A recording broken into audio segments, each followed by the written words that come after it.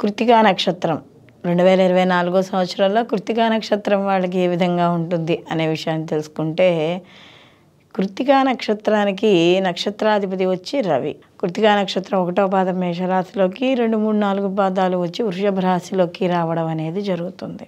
అయితే ఈ కృత్తికా నక్షత్రం మొదటి పాదం ఏదైతే ఉందో ఆ పాదానికి సంబంధించిన రాశికి ఈ నక్షత్రాధిపతి అయిన రవికి అది ఉచ్చస్థితిగా చెప్పడం అనేది జరుగుతుంది.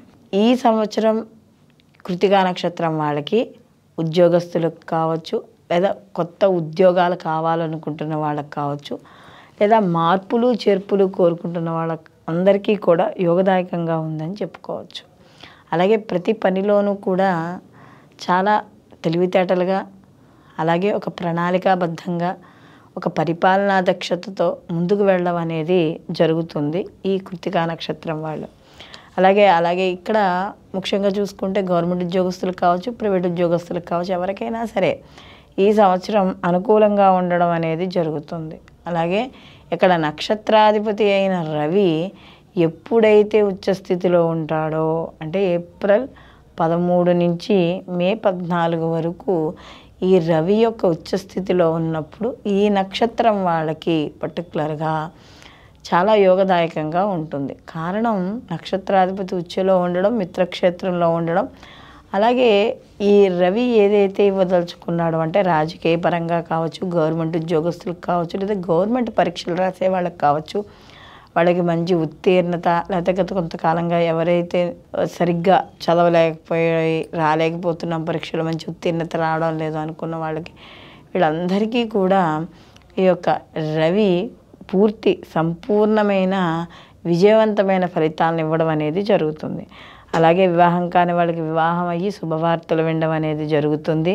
సంతాన వృద్ధి అనేది తప్పనిసరిగా కలుగుతుంది. అలాగే గత కొంతకాలంగా తండ్రికి ఏవైనా అనారోగ్య సమస్యలతో ఇబ్బంది పడుతూ ఉంటే ఆ తండ్రికి అనారోగ్య సమస్యలు తగ్గే అవకాశం కూడా ఎక్కువగా కనబడుతోంది. అలాగే సంతానపరంగా ఎవరైనా చూస్తే సంతానపరంగా విద్య, ఉద్యోగం, వ్యాపారం, వాళ్ళ స్థిరత్వం కావచ్చు, ఏదైనా సరే వీళ్ళకి అనుకూలంగా ఉండడం అనేది జరుగుతుంది. స్థిర చరాస్తులు కొనుగోలు చేయాలనే ఆలోచనలు, అలాగే నిరుద్యోగులకు ఉద్యోగం, అనారోగ్య సూచనలు ఉన్న వాళ్ళకి ఆరోగ్యము, ఇవన్నీ కూడా కాస్త కలిసి రావడం అనేది జరుగుతుంది. అలాగే గత సంవత్సరంతో కానీ పోలిస్తే ఈ యొక్క కృత్తికా నక్షత్రం వాళ్ళకి ఈ సంవత్సరం కొన్ని విషయాల్లో మాత్రం చాలా అనుకూలంగా ఉండడం, అందులో ముఖ్యంగా ఆరోగ్యము, అలాగే ఆర్థికపరమైన విషయాల్లో. అయితే ఇక్కడ మీరు చేసే ఉద్యోగాల్లో కావచ్చు, వ్యాపారంలో కావచ్చు, స్త్రీలైనా పురుషులైనా ఎవరైనా సరే ఇక్కడ కొంత మీ లిమిట్స్ దాటి బయటికి వెళ్ళకపోవడం, అంటే ఏదైనా ఒకళ్ళ విషయాలకు ఒకళ్ళకి చాడీలు చెప్పడం కానీ, లేకపోతే మీరేదో ఊహించుకున్నది అదే నిజం అనుకుని ఇంకోటితో మాట్లాడడం కానీ, లేకపోతే అనవసరమైన విషయాల్లో మీకు సంబంధం లేకుండా ఎదురు వాళ్ళతో కలవ చేసుకోవడం కానీ, ఇలాంటి పనులు ఏమీ కూడా చేయకూడదు. అలాగే ఎందుకంటే అలా చేయడం వల్ల బంధువుల ద్వారా, మిత్రుల ద్వారా గొడవలు అయ్యే అవకాశం అనేది కనబడుతుంది. కాబట్టి అలాంటి వాటికి దూరంగా ఉండడం అనేది మంచిది. అలాగే ఇక్కడ ఉద్యోగ విషయాల్లోనే కావచ్చు, అలాగే ఏదైనా సరే మీరు పనిచేస్తున్న ఉద్యోగంలో కావచ్చు, వేరే చోట ఉద్యోగంలో కావచ్చు, ఏ రకంగానైనా సరే అక్కర్లేని విషయాల్లో అనేది కలవ చేసుకోకూడదు.